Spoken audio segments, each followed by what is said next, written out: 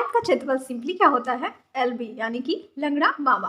अब बताइए लंगड़ा बाबा कैसे होता है, तो L से होता है हमारा क्या, लेंथ, ठीक है, और B से क्या होता है हमारा ब्रेथ, मतलब कि चौड़ाई होती है B से।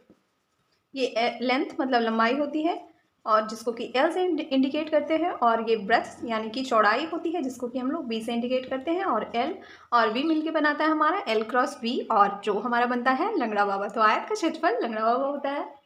मामला यही हमारा खत्म नहीं होता है। अब जिनको जानना है कि कब, क्यों और कैसे होता है तो वो देखेंगे आगे। क्षेत्रफल का अर्थ क्या होता है कि कोई भी आकृति है, कोई भी डिजाइन है, वो कितना जगह घेरता है। जैसे कि इस बोर्ड पे इसका अगर हम लोग क्षेत्रफल की बात करें तो ये कितना जगह इस बोर्ड पे घेर रहा है, बस हम इसकी जगह घेरने की स्थान के बारे में बात करते हैं क्षेत्रफल में।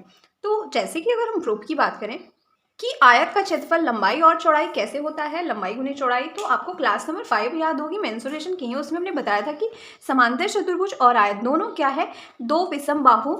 ये हमारा विषम बाहु समकोण त्रिभुज है दो, और इससे ही मिलके बना होता है। आप देखना चाहें डिटेल से देख सकते हैं, अदरवाइज इसमें भी थोड़ा सा हम लोग उसको कर हमारे पास दो समकोण विषम बाहु त्रिभुज है। अब जब हम इसको ऐसे करके मिलाते हैं, एक आकृति का ये जो 90 डिग्री है वो ऊपर है और दूसरी आकृति का 90 डिग्री वो हम रखते हैं नीचे। अब जब हम इसको ऐसे जोड़ते हैं तो ये क्या आपको कौन सी आकृति दिख रही है, तो ये हमारी बन गई कौन सी, तो आयत, ठीक। अब जब हम बिल्कुल सेम दोनों को ही क्या करेंगे, ये ऐसे ही रहने देंगे और हम इसको थोड़ा ऊपर से मिला देंगे, मतलब 90 डिग्री जो हमारा था वो उसके बगल में आ गया 30 डिग्री लगभग, और ये हमारा कौन सा आ गया 90 डिग्री ऊपर चला गया। तो ये जो अब आकृति बनी हुई है ये हमारा क्या हो गया, समांतर चतुर्भुज।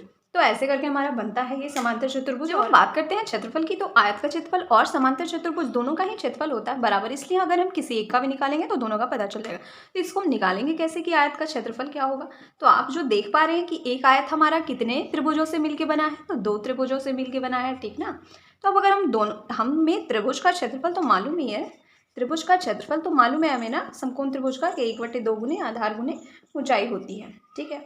तो यहाँ पे दो दो त्रिभुज है, तो इस त्रिभुज का क्षेत्रफल 1/2 गुने आधार गुने ऊंचाई, और इस त्रिभुज का भी क्षेत्रफल 1/2 गुने आधार गुने ऊंचाई होगी, क्योंकि दोनों त्रिभुज तो एक ही साइज के हैं। तो दोनों को जब हम जोड़ देंगे तभी तो हमारा आयत का क्षेत्रफल निकल जाएगा। तो सबसे पहले हम नाम दे देते हैं ABC और D, ठीक ना। तो ये कॉर्नर का नाम है, तो त्रिभुज हमारा कौन सा हुआ, त्रिभुज ADB, मतलब इस त्रिभुज का नाम क्या है, AD और B।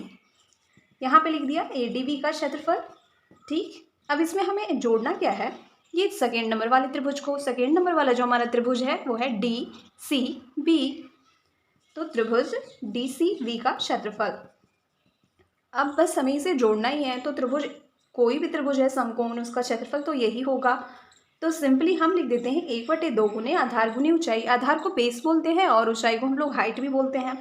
तो B गुने H हम लोग डायरेक्ट लिख देते हैं, क्योंकि ये देखो बेस होता है, इसको इंग्लिश में बोलते हैं, और ऊंचाई को हम लोग हाइट बोलते हैं, ठीक है।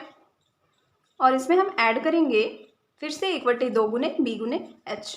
अब बताओ, यहाँ पे दो कमरे बने हैं और दोनों कमरे में इंसान क्या है, सेम बैठे हुए हैं।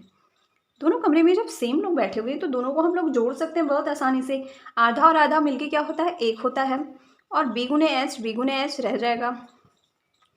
अब बताओ ये क्या हो गया, केवल B गुने H, क्योंकि एक को हम लोग इरेज भी कर सकते हैं।